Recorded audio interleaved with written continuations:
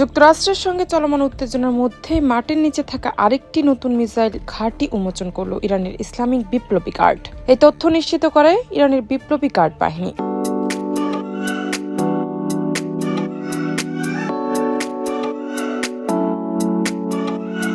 ইরানের সশস্ত্র বাহিনী প্রধান আব্দুল রহমান মোসাভি এবং বিপ্লবী গার্ডের এরোস্পেস বিভাগের প্রধান সায়েদ মাজেদ মোসাভির উপস্থিতিতে ঘাঁটিটির আনুষ্ঠানিক উন্মোচন করা হয়। ঘাঁটিতে দাঁড়িয়ে শীর্ষ সামরিক কর্মকর্তারা ইরানের মিসাইল সক্ষমতা ও যুদ্ধ প্রস্তুতির সর্বশেষ অবস্থা পর্যালোচনা করেন।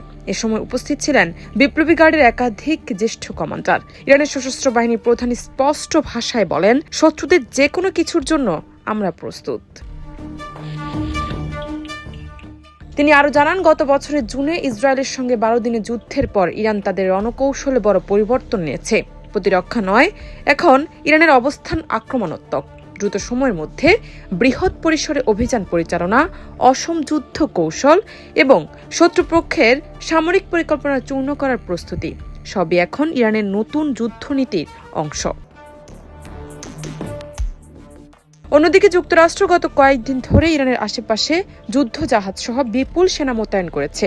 যদিও দুই দেশ আলোচনায় বসার সিদ্ধান্ত নিয়েছে, তবু আশঙ্কা বাড়ছে যদি আলোচনায় সমাধান না আসে তবে ইরানের সামরিক হামলা চালাতে পারে মার্কিন বাহিনী। এ প্রেক্ষাপটে ইরানের সুপ্রিম লিডার আয়াতুল্লাহ আলী খামেনির হুঁশিয়ারি, এবার যদি যুক্তরাষ্ট্র হামলা চালায় তার প্রভাবেই শুরু হবে একটি পূর্ণাঙ্গ আঞ্চলিক যুদ্ধ।